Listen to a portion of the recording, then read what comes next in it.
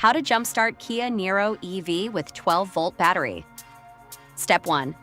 Connect the jumper cables as shown. Positive plus terminal of the flat battery 1 and the booster battery 2. Negative minus terminal of the flat battery 3 and the grounding point 4. Step 2. Start the vehicle with the booster battery for several minutes. Step 3. Try to start the vehicle with the flat battery again. Step 4. If the vehicle starts, disconnect the jumper cables as following. Negative minus terminal of the booster battery 3. Positive plus terminal of the booster battery 2. Flat battery 1, 4. If the vehicle still does not start, contact a professional workshop. Kia Niro EV Push-starting. Your vehicle equipped with reduction gear should not be push-started.